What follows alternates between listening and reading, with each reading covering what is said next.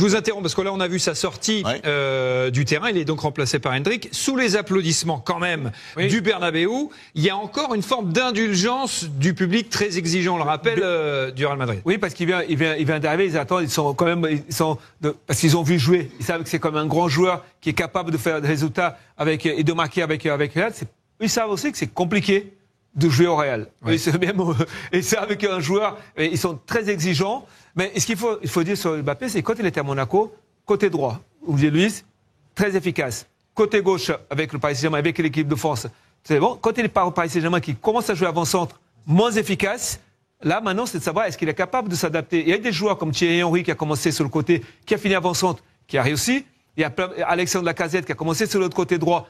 Il a passé avant-centre, il a réussi. C'est à lui maintenant de réussir. Ce qui est bien ce soir, je veux dire tout simplement, c'est que M. Vinicius et M. Mbappé sont sortis du terrain.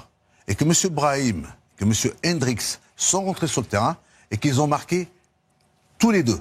C'est-à-dire que demain ou dans les matchs à venir prochainement, pour eux, ça va être quelque chose, attention.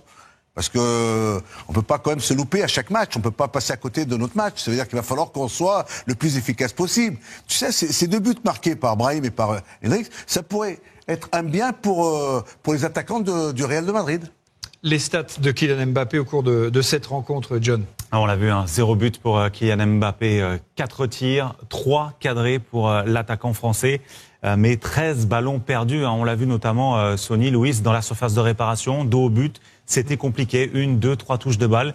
Malheureusement, avec des défenseurs qui sont sur vous en permanence, c'est impossible. Ouais, c'est super compliqué. Vous n'avez pas ces repères en tant qu'avant-centre.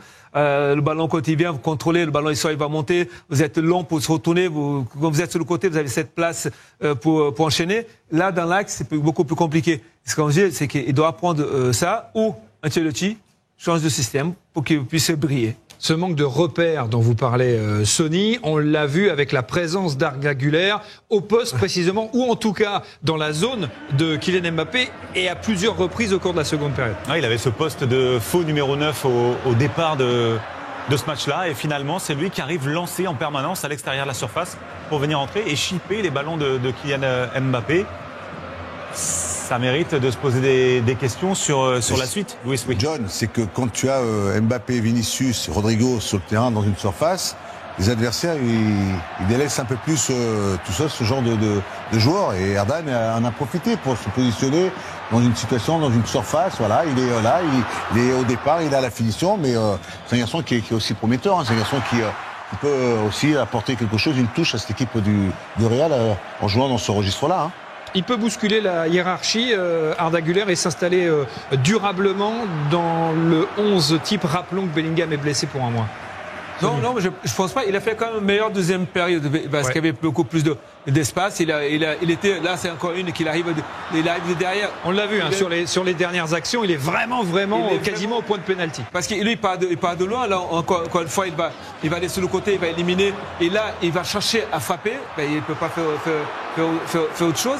Mais il profite effectivement. Je pense pas qu'il va bousculer la hiérarchie. Et il remplace deux joueurs qui sont pas là, qui sont blessés, soit Bellingham ou Camavinga, mais il sera pas. Non, je pense pas qu'il va. Dans l'ensemble, il fait un bon match quand même, non? Il est présent. Il a fait la deuxième période, notamment sur la seconde période. Ouais. Revoyons cette action de Kylian Mbappé, cette occasion ratée. Est-ce que ça va le hanter dans ses prochains jours, Luis? Regarde sur ce centre, cette belle qualité de passe de Vinicius, il est loin et il arrive quand même par sa vitesse, sa rapidité à se retrouver à passer devant les défenseurs de Valladolid. Après, il tente une talonnade. Alors la talonnade, s'il l'a réussi, s'il met ce but-là, excusez-moi. Oui, non, mais justement, il l'a pas mis. C'est la question que je vous pose. Dans cette action-là, la seule chose qui l'a gêné, c'est qu'il a eu un temps d'arrêt.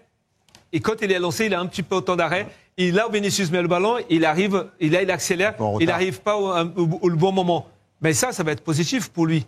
Parce qu'il est dans la surface de réparation, en tant qu'avant-centre, il a l'occasion, il tente un geste technique. Je pense que de ce côté-là, c'est positif. Si vous pourriez nous la remontrer dès le départ, l'action, je veux voir que si vous voyez la vitesse dans laquelle il pénètre, il rentre dans la surface, c'est impressionnant parce qu'il est loin au départ. Mais c'était pas tant sur l'exécution du geste que sur le fait que ça va l'habiter et ça va l'empêcher de dormir. C'est pas possible. Mais là, ce qui est intéressant, c'est ce qu'ils vont dire, qu'il y a la victoire derrière.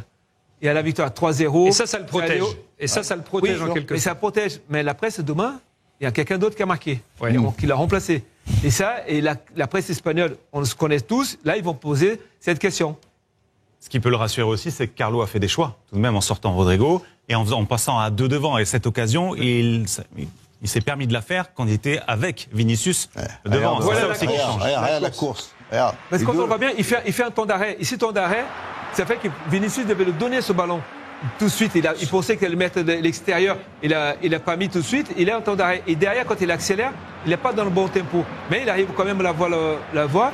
Mais je suis d'accord avec John, c'est que aujourd'hui, pour qu'il brille, qu'il a plus d'occasions, qu'il ait plus d'espace, c'est que ça joue 2 devant. Donc ça veut dire, et ça pose une... J'en ai mis le pied droit, moi. Ça t'externe. On lui dira. Hein on va lui dire.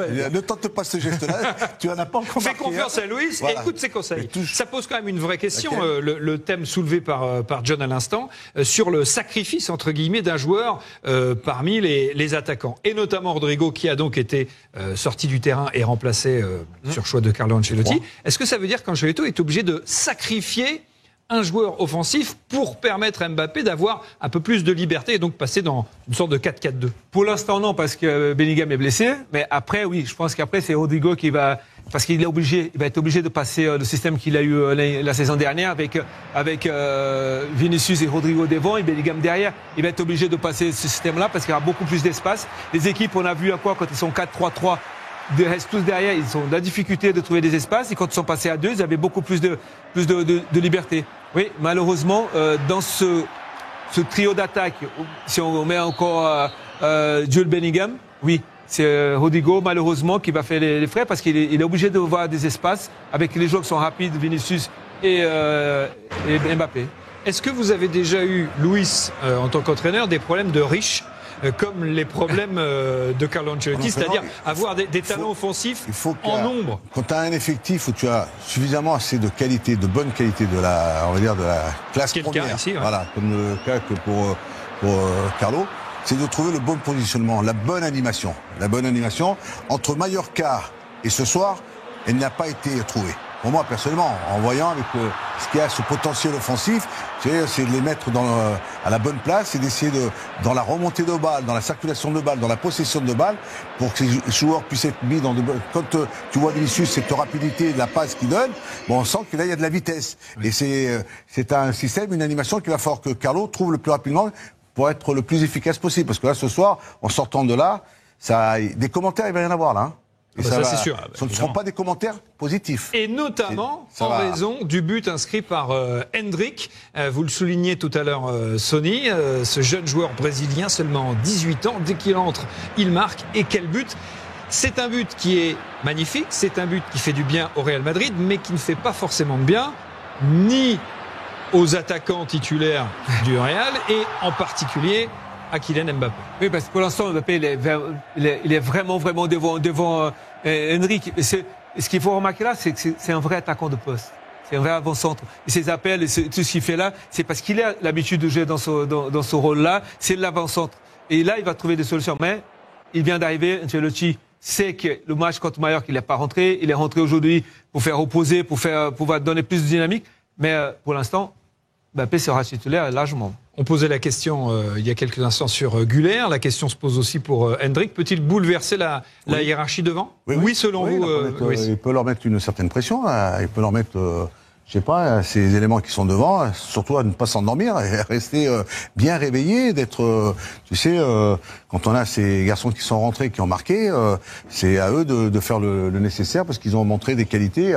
Après, maintenant, ils ont joué face à une équipe de Valladolid qui a essayé d'aller chercher l'égalisation. Ça leur a permis d'avoir... J'aimerais bien les voir aussi jouer en démarrant un match face à une équipe hyper bien, en jouant sur le plan défensif très bas, de voir dans ces petits espaces comment vont-ils faire, qu'est-ce qu'ils sont capables de faire. Voilà, j'attends de voir. Mais bon, après, Henrik, ce qu'il nous a montré ce soir avec cette la fulgurance, un but absolument magnifique, pour sceller la victoire du Real Madrid face à Valladolid. 3-0. Le Real qui se déplacera à Las Palmas jeudi pour la 3e troisième journée de Liga avant de recevoir le Betis dimanche prochain. Les résultats de cette deuxième journée du championnat d'Espagne, marquée par la victoire du FC Barcelone hier face à l'Athletic Bilbao. Ce soir, l'Atlético de Madrid d'Antoine Griezmann. Oui, je faisais très bien, moi c'est tranquille. Malgré la victoire du Real Madrid, 3-0, moi ça va pas. On parlait du match de Mbappé. Mbappé, numéro 9, mais pas parce que c'est un numéro 9. Numéro 9, parce qu'il est à 9%. C'est pas un numéro 9. On a beau essayer de le mettre en 9, de le mettre dans les bonnes conditions. Carlo, il se creuse la tête, mais après de se casser la tête comme ça, il commence à avoir une migraine. Il va finir par avoir Florentino Pérez. Et il va dire qu'il peut plus. Il peut pas. C'est pas un 9. Il a aucun jeu dos au but. Quand il reçoit le ballon dos au but, après ça il est dos au mur. Il est là, il veut plus se retourner. Il fait une passe à un coéquipier où il perd le ballon. Il n'a aucun jeu dos au but. Il a aucun jeu en pivot. Il peut pas dévier le ballon de la tête parce qu'il a aucun jeu de tête. Je vous l'ai déjà dit et je vous le redis. La seule fois où il a fait une tête, il s'est cassé le nez. Il s'est cassé le nez. Et il dézone souvent. Côté gauche, vers Vinicius, il revient. Dans son poste de prédilection, ça il revient. C'est pas un 9. Faut qu'on arrête de forcer avec ça. Le seul point positif pour l'instant de Mbappé au Real Madrid, c'est qu'il est venu gratuit. Pour l'instant, c'est son seul point positif. Je suis désolé, Vinicius en plus il a essayé. Ce match-ci, encore le dernier match, il avait joué beaucoup perso. Là, il a essayé. Il veut tellement mettre Mbappé dans les bonnes dispositions. Il est parti chez coiffeur et il lui a dit, mets-moi la même coupe que Barcola. Et il a fait ça. Il a fait les tresses, il a tout fait. Mbappé, des fois, il appelait Bradley. Il a essayé. Il a tout fait pour lui, pour le mettre dans les bonnes dispositions. Il a fait une passe incroyable. Mbappé, il essaie de nous faire une magière, arrête. Ton pied, mets le but. Vinicius, il a cherché Mbappé, mais il l'a pas trouvé. Il l'a pas trouvé. Dis même Mbappé, là, remets ton masque. Ça, au moins, tu pourras te cacher derrière quelque chose.